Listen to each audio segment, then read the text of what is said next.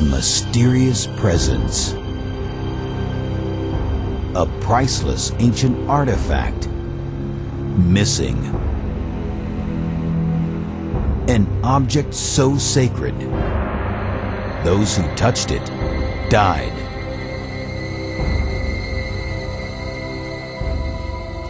Today, some are looking for it. They believe that if it is found, the world will quickly end.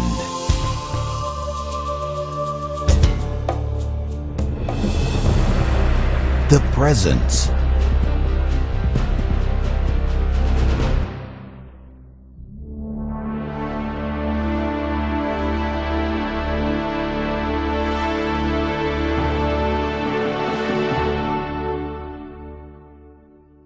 Good evening once again and welcome to... Buenas noches otra vez y bienvenidos a La Presencia con Pastor John Boonstra del programa de televisión Está Escrito. Esta noche es la tercera sesión y vas a escucharle hablar acerca de más cerca de lo que piensas. Has estado manejando la ruta y has estado mirando en tu espejo retrovisor a la derecha de tu automóvil y si tú miras en ese espejo hay una pequeña frase debajo del espejo que dice, ¿qué es lo que dice? Los objetos en el espejo están más cerca de lo que parecen. Y esta noche, mientras el pastor Boonstra nos habla acerca de la presencia, él nos va a recordar y nos va a enseñar y mostrar que la presencia de Dios está más cerca de lo que parece, de lo que pensamos. Por favor, den la bienvenida al pastor John Boonstra. Good evening. Buenas noches. Thank you so much for Gracias, being here. muchas gracias por estar aquí otra vez esta noche. Estoy feliz que hayan regresado a la noche número 3 de la presencia y el tema de esta noche es más cerca de lo que piensas. El tema de esta noche va a edificar sobre los temas que ya estudiamos en las últimas 2 noches. En la primera noche vimos acerca del Arca del Pacto, la cual descubrimos que era una modelo a escala de ¿qué? Un modelo a escala del trono de Dios. Y la segunda noche estudiamos que el santuario era el lugar donde guardaban el Arca del Pacto, donde muestra el plan de Dios para restaurarnos a su presencia. Y allí estaba el altar afuera, en el atrio, que representa la cruz de Cristo, que dio su vida por nosotros. Y a través del santuario descubrimos que revela el plan de Dios de traer a los seres humanos pecadores de regreso a su presencia. Así que, al mirar la presencia de Dios y el plan de Dios de restaurarnos a su presencia, y esta noche vamos a ver cuándo Dios va a restaurarnos a su presencia. Pero antes de comenzar esta noche, porque estamos basados en la Biblia, la cual creo es la palabra de nuestro Dios Creador, quiero pedirles que inclinen su rostro para una oración breve. Padre Celestial, esta tarde al abrir las páginas de la Biblia, sabemos en nuestro corazón que tú anhelas estar con nosotros. Anhelas hablarnos. Sabemos que tú inspiraste a las personas en los tiempos de la antigüedad para escribir estas palabras, así que al leerlos, queremos escuchar tu voz. El deseo nuestro esta noche es escuchar la voz de Jesús, entenderlo mejor, ver su rostro. Así que te lo pido que esta noche tú hables a nuestros corazones, porque lo pido en el nombre de Jesús. Amén. Cada ser humano le gusta delinear el tiempo y nos gusta saber cómo estamos en el progreso de los eventos y saber poner X en los calendarios. Y una de las evidencias más claras que he visto es mis 2 hijos, 2 niñas, 3 y 6 años, que viajan en el asiento de atrás cuando viajamos de un lugar a otro con mi esposa. Hace un tiempo estábamos viajando de un lugar a otro, no 1 hora y media, y después de 15 minutos, desde el asiento de atrás viene una pequeña voz que dice, papá, ¿cuánto más falta? Y yo dije, querida, faltan todavía 60 minutos. Y papá, ¿cuánto es 60 minutos? Es 1 hora. Eso es mucho tiempo, papá. Bueno, ya vamos a llegar pronto. Un par de minutos más tarde, literalmente 2 minutos, y una voz suena otra vez del asiento de atrás y dice, ¿cuánto más falta, papá? Y yo le dije, bueno, hace 2 minutos eran 60 minutos, ahora son 58. Oh, 2 minutos más pasaron. Y otra voz resuena de atrás y dice, papá, ¿cuánto más? Y yo le dije, 56 minutos. Y 2 minutos pasaron y otra voz explota y dice, ¿cuánto más, papá? Y yo dije 8 horas y media. Y yo me encontré que de esa manera estarían gratamente sorprendidas, que estaríamos ya en pocos minutos. Nos gusta llevar cuenta del tiempo, porque nuestros corazones tenemos la presentimos que en la historia nos está llevando a alguna parte. Todos estamos yendo de una parte a otra, y es por eso que la Biblia en muchos lugares se encuentra a Dios delineando la historia de la raza humana por adelantado. Hay por lo menos 8 pasajes en las Escrituras que Dios nos da la historia de la raza humana y de nuestra civilización por adelantado, y lo delinea desde las civilizaciones antiguas hasta, por los corredores del tiempo, hasta la segunda venida de Cristo. Ahora no tenemos tiempo esta noche para ver todas estas profecías en detalle, pero déjame darte un pequeño sondeo, inspección de Daniel capítulo 7. En Daniel capítulo 7, Daniel tiene un sueño y hay una cantidad de animales que están saliendo del mar, del océano. Un león, un oso, un leopardo, una bestia espantosa y terrible con muchos cuernos en sus cabezas. Y cuando estudias Daniel 7, descubres que está delineando la historia del mundo por adelantado. Daniel descubre que el león representa al rey de Babilonia, el oso representa al reino de Medo-Persia, que sucedió a Babilonia, el leopardo representa a Grecia y a Alejandro el Grande, que sucedió a los Medo-Persas. Esa bestia terrible y espantosa con 10 cuernos representa a Roma en su etapa unida y dividida, que llegaron a ser las naciones del oeste de Europa. Ahora, yo sé que me gustaría pasar tiempo para entrar en los detalles de esto y mostrarles cómo sabemos eso. Sin embargo, no tenemos ese tiempo esta noche. Eso no quiere decir que tú no puedes estudiar donde quiera que estés esta noche, mirando por satélite. Pregúntale allí en esa iglesia o en el lugar, aquellos que están moderando la reunión, y ellos te mostrarán y estarán felices de mostrarte y cómo estamos en la línea del tiempo y qué nos habla Daniel 7 acerca de estos reinos. En Daniel 7 nos delinea todos estos reinos, de Babilonia hasta la Roma dividida. Y esa es la época que vivimos hoy, porque las naciones de Europa occidental son el resultado de la ruptura de Roma, hecha en pedazos. Y Daniel capítulo 7 describe 3 etapas del juicio, cuando los libros del cielo son abiertos, los ángeles se reúnen alrededor del trono de Dios, y Jesús aparece al final del juicio y se le da el reino. Y esa es la segunda, cuando ocurre la segunda venida de Cristo. Es una de esas líneas de tiempo en la Biblia con tanta seguridad, con sorprendente precisión, que delinea todos los reinos de este mundo, de los tiempos antiguos hasta la segunda venida de Cristo. Ahora ocurre 8 veces en detalles sorprendentes. Ahora, hay una línea de tiempo en la Biblia que muchas personas no han notado.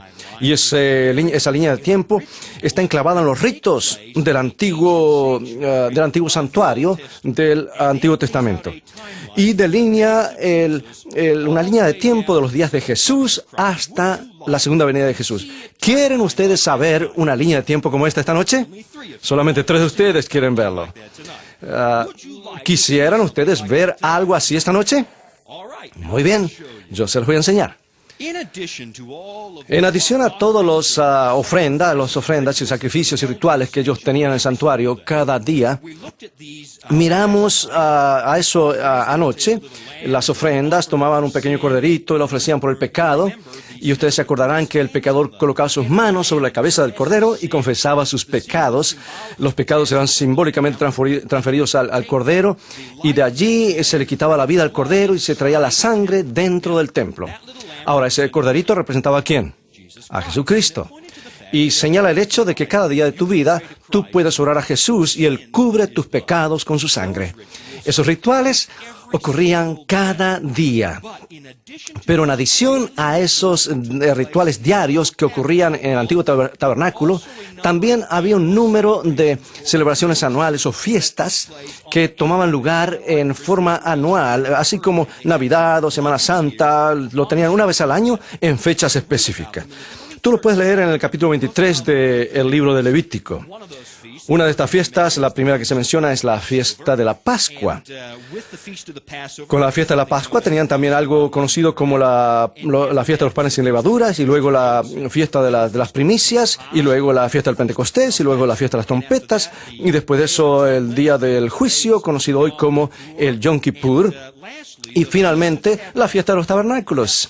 Ahora, estas eran celebraciones anuales y no eran simplemente festividades como el 4 de julio, días festivos, como estas eran festividades que Dios le dijo a los israelitas que debían guardar. Dios tenía algo específico que enseñarles. Él quería que ellos observen estas festividades en una forma especial para que aprendiesen algo acerca del Dios que estaba del otro lado del velo dentro del tabernáculo. Y no solamente Dios estaba tratando de enseñarles algo acerca de sí mismo con estas festividades anuales, sino que también les daba detalles proféticos tomados de los días de Cristo a través de todos los tiempos hasta la segunda venida, cuando Él regrese en gloria, cuando finalmente nos lleve a todos a la presencia de Dios. Así que esta noche creo que vamos a dar un vistazo a las festividades en este orden para ver qué clase de cuadro Dios pinta con esto. La primera que ustedes leen en Levítico capítulo 23 es la fiesta de la Pascua. Esta fiesta es previa a la salida del pueblo de Israel de Egipto. De hecho, era cuando estaban esclavos en Egipto y antes de salir hacia la tierra de Canaán. Si ustedes se acuerdan la historia, ustedes recordarán que el faraón de Egipto estaba refractario en dejar salir a los israelitas. Y Moisés le dijo, deja ir a mi pueblo. Y el faraón decía, absolutamente no. Y Dios enviaba una plaga de piojos. Y el faraón se estaba rascando y tratando de quitarse los piojos. Y tal vez Moisés, bueno, tal vez te voy a dejar ir. Y desaparecían los piojos. Y el faraón cambiaba su forma de pensar. Al igual que mucha gente hoy, que en momentos duros les resulta fácil orar a Dios y le piden cosas y se alinean su vida con su voluntad, pero tan pronto desaparecen los males, vuelven otra vez a las cosas como eran antes. Y tan pronto como las plagas desaparecían, la plaga de piojos, de ranas y otras cosas y moscas, y el faraón decía, ustedes van a estar aquí como esclavos. Entonces la última plaga llegó. Y esta era una plaga, la plaga de muerte. La Biblia nos dice que un ángel pasó por la tierra de Egipto y el primogénito de cada hogar murió. En la mañana, cuando los egipcios se despertaron, fueron y descubrieron que los primogénitos estaban muertos. No solamente los hijos, sino los de los ganados, los primogénitos de los ganados. Y cada primogénito de los egipcios murió. El ángel de la muerte tocó a cada hogar con una excepción. No tocó ni un hogar israelita. ¿Por qué? Porque había un ritual extraño que los israelitas estaban observando, porque estaba ocurriendo la Pascua. Éxodo 12:3. La Biblia dice, en el día 10, ¿en qué día? El 10º día. Ahora, tomen este día detrás de un oído porque lo vas a necesitar dentro de un momento. En el 10º día de este mes, tómese cada uno un cordero según la familia. ¿A quién señalaba el cordero? A Jesucristo, de acuerdo, según la familia de los padres. Un cordero por familia. Cada hogar debería tener un cordero. El animal será sin defecto, macho de 1 año. Lo tomaréis y lo guardaréis ¿hasta qué día? Hasta el día 14 del mes. Y entonces, hasta que la congregación se junte, y entonces lo sacrificarán entre las 2 tardes, y entonces colocarán la sangre en el marco de las puertas. Y entonces comerán y asarán la carne y harán panes sin levaduras y lo comerán. Cada familia tenía que tomar su propio cordero. Y en el 10º día ellos lo ataban al poste y examinaban el cordero para verificar que era un cordero sin defecto. Y en el día 14 mataban o degollaban ese animalito y lo ofrecían como sacrificio. Ahora ya sabemos que el cordero representa ¿a quién? Representa a Jesucristo. ¿Y cuándo fue que Jesús derramó su sangre por nosotros? Él lo hizo en la cruz del Calvario. Ahora, esta fiesta de la Pascua nos señala a la muerte de Cristo. y nos muestra que aquellos que aceptan la muerte de Cristo, aquellos que simbólicamente toman la sangre de Jesús y la colocan en el marco de su corazón, evitarán la plaga de muerte. Sabemos que la paga del pecado es muerte. Jesús murió en nuestro lugar y nosotros somos salvados de la paga del pecado porque el Cordero toma nuestro lugar. El rito pascual apunta específicamente a la crucifixión y a la muerte de Cristo en la cruz. Y el apóstol Pablo hace esto absolutamente claro como el cristal, algo que dice en 1 Corintios capítulo 5, versículo 7. Pablo escribe y dice: porque nuestra Pascua, que es Cristo, ya fue sacrificada por nosotros. San Pablo dice que Jesús es nuestra Pascua. Toda la razón por la cual quitaban la vida de ese corderito y colocaban la sangre en el dintel de las puertas señalaba al día cuando Jesús moriría por nuestros pecados en la cruz del Calvario. Es para salvar nuestra vida porque la paga del pecado es muerte. Así que el ángel de la muerte pasaba por encima de los hogares de los israelitas y los hogares cristianos. Y así que si hubiese alguna duda de que la Pascua apunta a la crucifixión de Cristo, Jesús lo hizo claro como el cristal una noche cuando Él estaba compartiendo la Pascua con sus discípulos. Y leemos esto en San Marcos capítulo 14, versículo 22. Ahora escucha lo que la Biblia dice. Y mientras comían, Jesús tomó pan y lo bendijo y lo partió y les dio diciendo: tomad, esto es mi cuerpo. El pan de la Pascua representaba el cuerpo de Jesús. No solamente Él era el cordero sacrificial de la Pascua, sino que también Él es el pan de esa comida, de esa cena. Y Jesús dijo: yo soy el pan de vida. Ahora hay una pregunta, y es una que estoy seguro que ustedes tendrán la respuesta. ¿Qué clase de pan los israelitas comían en la Pascua? ¿Qué clase de pan era? Era pan sin levadura. Era un pan chato. No había allí levadura, no polvo de hornear. Era como pita o tortilla. Era un pan chato. ¿Por qué no tenía que tener levadura? No tenía que tener un agente leudante. Era porque en la Biblia, levadura es utilizada como un símbolo del pecado. Y Jesús, nuestra Pascua, nuestro Cordero Pascual, no tenía pecado. Es por eso que el Cordero Pascual no tenía defecto, es por eso que el pan no tenía que tener levadura. La levadura representa el pecado. Y es por eso que Jesús habla a veces de la levadura de los fariseos. Él estaba hablando de sus pecados. Él estaba diciendo: tus pecados son como levadura. Y si pones un poquito de levadura en la masa, rápidamente se desparrama por toda la masa, se multiplica, es algo viviente. Y Jesús le estaba diciendo: vuestros pecados son como algo viviente, y mientras ustedes lo tengan y lo cultiven, va a crecer y crecer. Es por eso que Pablo dice en 1 Corintios 5, versículo 7. Presten atención a esto. Limpiaos pues de la vieja levadura para que seáis nueva masa sin levadura como sois, porque nuestra Pascua, que es Cristo, ya fue sacrificada por nosotros. No había levadura porque Jesús no tenía pecado.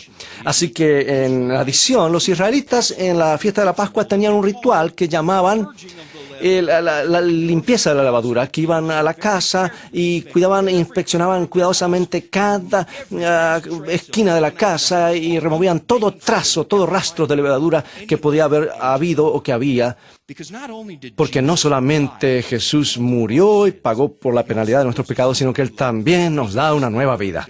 Nos da la habilidad de cambiar una nueva vida y comenzar a ser nuevas criaturas.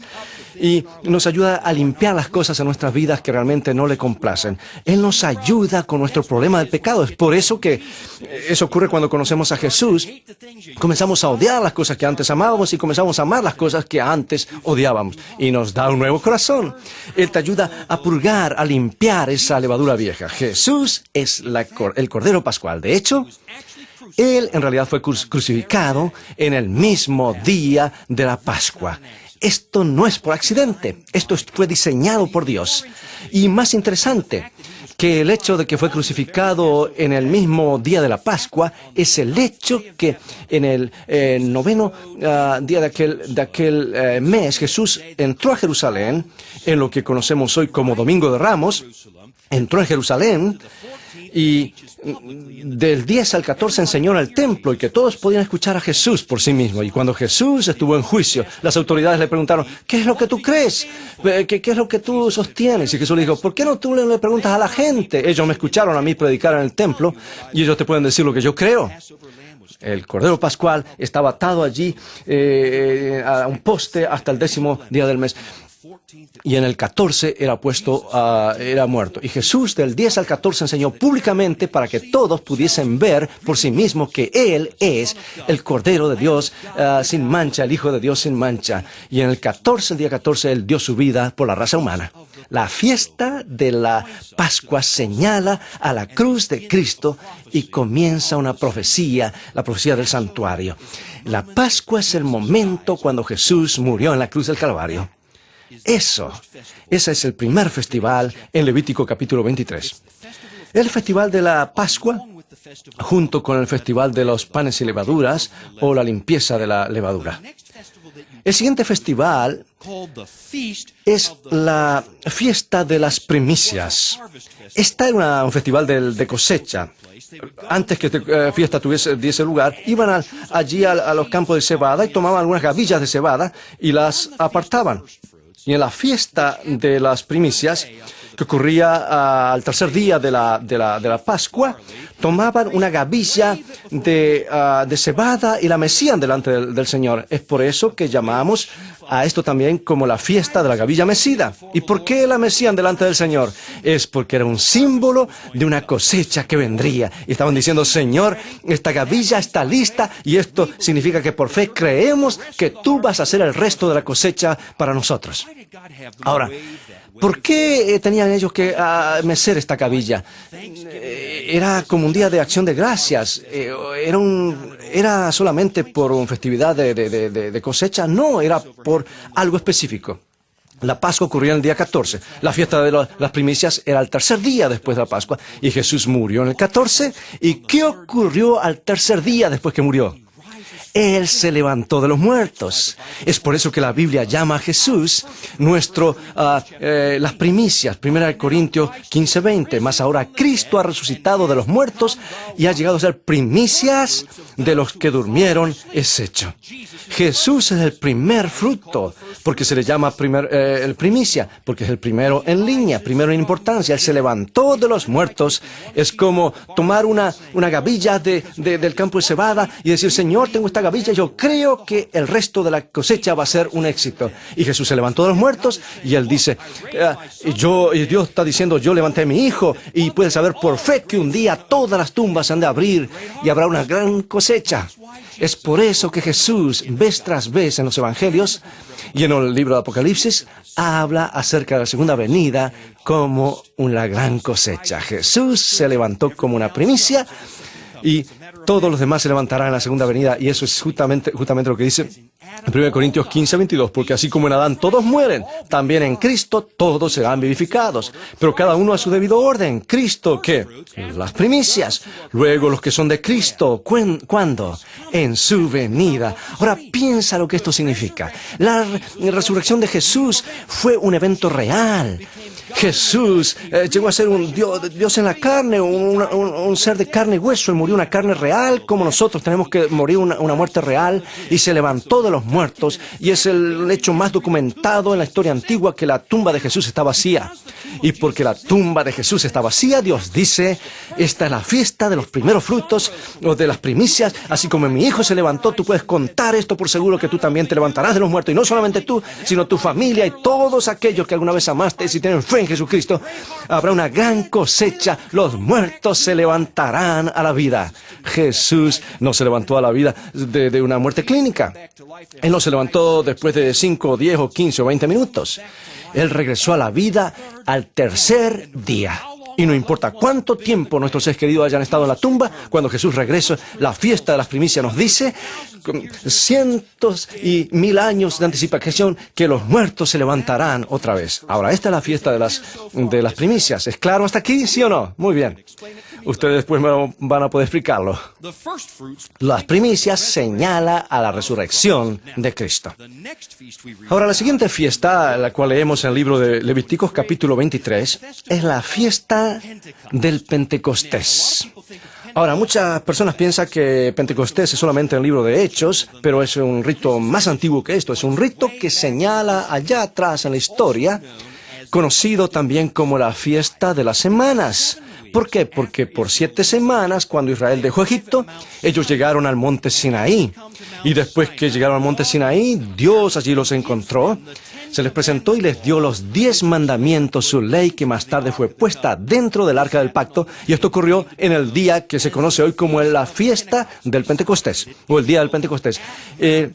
Celebró Israel allí en el monte Sinaí. Y porque Dios le dio los 10 mandamientos en el Sinaí, no quiere decir que esa ley no estuvo allí antes. Dios se las dio a ellos porque ya estaba en existencia, y sabemos porque Lucifer fue expulsado del cielo por quebrantar esa ley. Él mintió a los ángeles, él codició el trono de Dios. Caín se metió en problemas con la ley de Dios porque mató a su hermano, y la ley de Dios dice no matarás.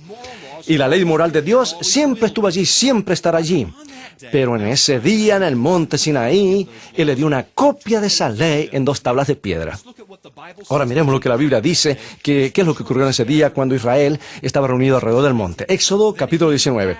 Aconteció que al tercer día, cuando vino la mañana, vinieron truenos y relámpagos y una espesa nube en el monte y el sonido de la bocina muy fuerte. loud, and you are nice and loud. Y ustedes han sonado bien fuerte esta tarde. Y se estremeció todo el pueblo que estaba en el campamento. Y Moisés sacó del campamento al pueblo para recibir a Dios y se detuvieron al pie del monte. Ahora, el monte Sinaí estaba en humo porque Jehová había descendido sobre él como que con fuego. Y el humo subía como el humo de un horno y todo el monte se estremecía en gran manera. Ahora, piensa lo que ocurrió en el día del Pentecostés. El original allí en el monte Sinaí. Todo el pueblo de Dios estaba reunido en un lugar en el monte Sinaí. Hay un tremendo ruido al sonido de las trompetas y entonces hay fuego que cae del cielo en el monte. Ahora, ¿le suena esto una campana? Porque esto es exactamente lo que ocurrió en el Nuevo Testamento en el día del Pentecostés. Presta atención a lo que dice aquí Hechos capítulo 2. Cuando llegó el día del Pentecostés, estaban todos unánimes juntos. Y de repente vino del cielo un estruendo, como de un viento recio que soplaba, el cual llenó toda la casa donde estaban sentados, y se les aparecieron lenguas repartidas, ¿como qué? Como lenguas de fuego, asentándose sobre cada uno de ellos. Ocurrió exactamente de la misma manera como ocurrió siglos atrás.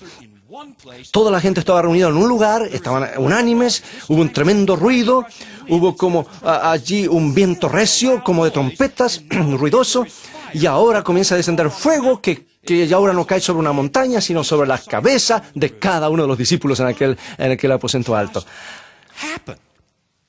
Y así ocurrió. Este es el ungimiento de la iglesia de Dios, por eso ocurrió. Y yo quisiera que ustedes noten algo que mucha gente ha perdido al estudiar el día del Pentecostés. Pedro dijo algo realmente remarcable en ese capítulo cuando explicó a la audiencia de lo que ocurrió. Escucha cuidadosamente. Hablando de Jesús, dice: así que exaltado por la diestra de Dios y habiendo recibido del Padre la promesa del ¿qué? Del Espíritu Santo. ¿Quién recibió el Espíritu Santo de acuerdo a Pedro? Jesús lo recibió. Muy interesante. Él derramó el Espíritu Santo. Es lo que está diciendo, recibió el Espíritu Santo. Y lo que está pasando en ese día es que Jesús recibió el Espíritu Santo y Él virtió el Espíritu Santo a su iglesia y como lenguas de fuego en un viento recio. Y Pedro está diciendo: Jesús, como nuestro sumo sacerdote, fue ungido por el Espíritu Santo en el cielo y ahora fue volcado sobre Jesús y cae el Espíritu Santo en la tierra allá abajo. Ahora, mira cuidadosamente lo que dice la Biblia en Éxodo capítulo 29. Cuando el sumo sacerdote en el Antiguo Testamento estaba trabajando en el santuario, pasaba por un ritual muy especial. Habla de Aarón, aquí dice: luego tomarás el aceite de la unción y lo derramarás sobre su cabeza y le ungirás. ¿Qué simboliza el aceite en la Biblia? Símbolo del Espíritu Santo. Y antes que Aarón pudiese trabajar en el santuario, él tenía que ser ungido con aceite. Y Jesús es el sumo sacerdote. Él está en el cielo, él fue ungido con el Espíritu Santo. Y hay una descripción de esto en el libro de Salmo 133. Mirad cuán bueno y cuán delicioso es habitar los hermanos juntos en armonía. Es igual que el día del Pentecostés. Es como el buen óleo sobre la cabeza, el cual desciende sobre la barba de Aarón. Ese era el sumo sacerdote en el Antiguo Testamento. Y baja hasta el borde de sus vestidos. Y describe el ungimiento de Aarón en el Antiguo Testamento, que el aceite era volcado sobre su cabeza y bajaba por su barba y por su vestido hasta el suelo. Y Jesús, nuestro sumo sacerdote, después de la resurrección, fue al cielo y fue ungido con el Espíritu Santo para comenzar a trabajar en el santuario celestial, el lugar santísimo, y ahora se vuelca sobre él el aceite y se es derramado hasta la iglesia en la tierra, y él es nuestro sumo sacerdote en el santuario celestial, y al mismo tiempo la iglesia es ungida aquí en la tierra. Jesús comienza su trabajo en el santuario celestial en favor de los pecadores, reclamando la sangre de aquellos que están arrepentidos, que piden perdón, y al mismo tiempo la iglesia dice, ahora ustedes tienen el don del Espíritu Santo, vayan al mundo y díganle lo que Jesús está haciendo en el santuario celestial. Es por eso que Jesús dice, no vayas a ninguna parte, espera en Jerusalén hasta que recibas el don del Espíritu Santo. El día del Pentecostés es el gran día del ungimiento del sumo sacerdote y de la iglesia aquí en la tierra. Y es el comienzo de la era de la iglesia. Ahora, todas estas fiestas comenzaban en la primavera, y después tenemos el verano, y después tenemos las festividades del otoño. El verano es la época de la iglesia. La iglesia va y comparte el Evangelio de Jesucristo alrededor de la faz del planeta. Entonces llegamos a la festividad del otoño. Y lo primero que leemos en el libro de Levítico, capítulo 23, es la fiesta de las trompetas. Esta es la primera de las festividades del otoño, y leemos en Levítico 23:23. Dice, en el mes séptimo, el primer mes del mes, tendréis días de reposo, una conmemoración al son de trompetas, una santa convocación. Ahora, ¿qué estaba tratando Dios de advertir a los israelitas? Que lo que iba a ocurrir que en 10 cortos días, el día más solemne del año iba a ocurrir. Era el día del juicio, y en ese día todos los israelitas tenían que arreglar sus cuentas con Dios, tenían que estar seguros de haberse arrepentido de los pecados y haber arreglado todas las cosas con Dios, o serían echados afuera del campamento para siempre, para nunca más ser parte del pueblo de Dios. Y así, al final del año, era el fin de todo. Llegará el momento cuando tenían que estar arreglados todos con Dios o acabar todo. ¿A qué nos señala esto? ¿A qué apunta? Dios nos está diciendo que a medida que avanzamos en la historia hacia el fin del mundo, justo antes que el juicio comience, todo el mundo será advertido. Y aquí es lo que es lo interesante. Cuando vamos a través de la historia de la iglesia, a través de los siglos, y llegamos a los fin de los 1700, al comienzo de los 1800, vemos que algo interesante comienza a ocurrir en la faz del planeta. Una pequeña niña allá en Gales inspiró a los hombres a comenzar la sociedad bíblica en 1802. Y la Biblia, que hasta 1802 estaba en 67 idiomas, de repente fue traducida a 2.233 idiomas y fue impresa más de 100 millones de copias. Y al mismo tiempo, un zapatero en las Islas Británicas, cuyo nombre era William Carey, lanzó el movimiento misionero mundial y llevaron las Biblias a pie a toda la faz del planeta. Y al mismo tiempo, alrededor de todo el mundo, en forma independiente de unos de otros, la gente comenzó a abrir esas Biblias y a estudiar las profecías del libro de Daniel y de Apocalipsis. Y al comenzar a estudiarla y estudiar el libro de Daniel y Apocalipsis, que comenzaron a predicar por primera vez en siglos en la historia cristiana. Por primera vez en siglos, los cristianos alrededor del mundo comenzaron a hablar de nuevo acerca del regreso de Cristo. Y aún en países cuando estaba prohibido predicar, y particularmente en países como en el norte de Escandinavia, los países escandinavos donde era ilegal predicar la venida de Cristo, cuando los adultos no podían predicar, milagrosamente niños de 5, 6 años y 7 años se paraban a predicar acerca de la segunda venida de Cristo, todos alrededor del mundo.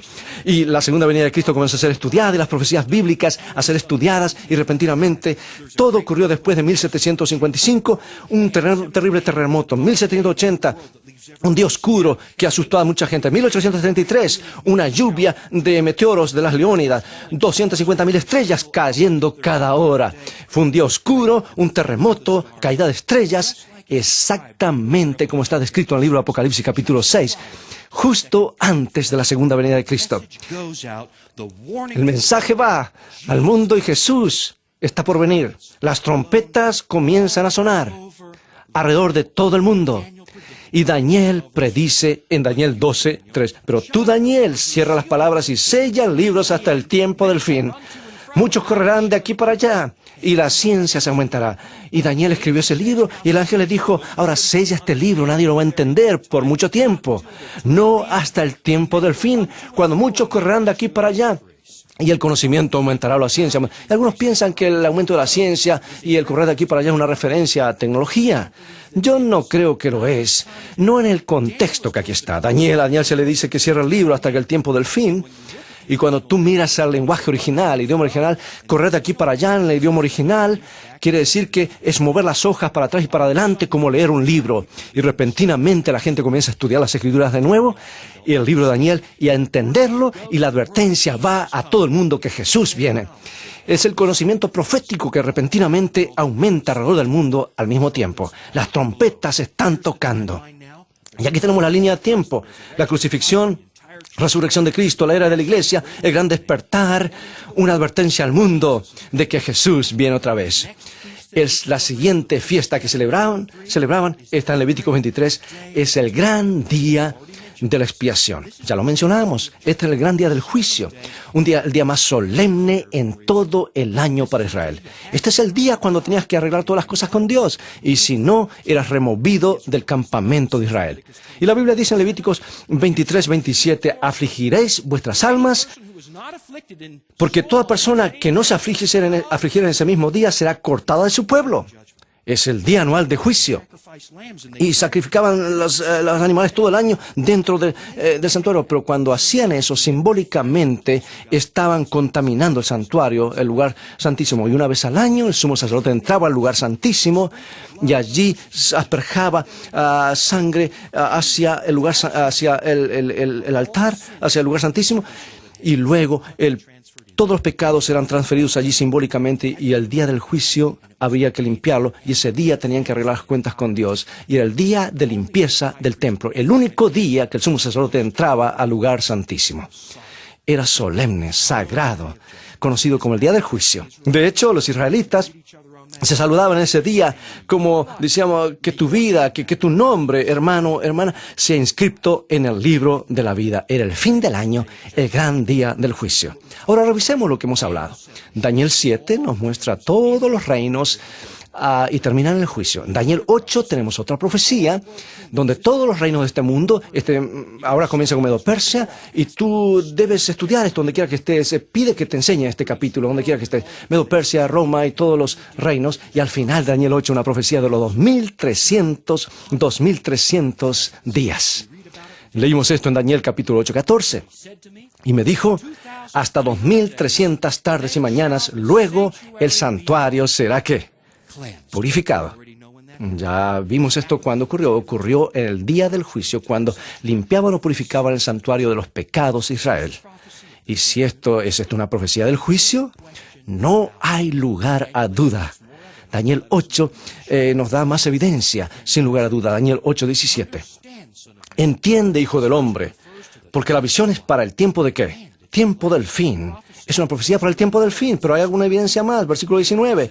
Y Gabriel le dice a Daniel, y aquí yo te enseñaré lo que ha de venir al fin de la ira, porque eso es para ¿qué tiempo? Para el tiempo del fin, un tiempo señalado. ¿Sabes? Hay un tiempo que se habla como un tiempo señalado en la Biblia. En Hechos 17:31 hablando de Dios, dice, por cuanto ha establecido, ha señalado un día en el cual juzgará al mundo con justicia por aquel varón a quien designó. Dios dice que hay un día señalado para el juicio. La Biblia dice que hay una fiesta que apunta cuando el santuario sería purificado, el gran día del juicio. ¿Está Dios tratando de decirnos algo acerca de la hora del juicio? Más vale que lo creas. Lo que realmente es más inquietante es Apocalipsis 14, 6 y 7. Un mensaje va a todo el mundo justo antes del regreso de Jesús. Vi volar por el medio del cielo otro ángel que tiene el evangelio eterno para predicarlo a los moradores de la tierra, a toda nación, tribu, lengua y pueblo, diciendo a gran voz, temed a Dios y dadle gloria, porque la hora de su juicio, ¿a qué? Ha llegado. No que viene, no que vendrá, sino que ya ha llegado y ha comenzado. ¿Qué quiere decir?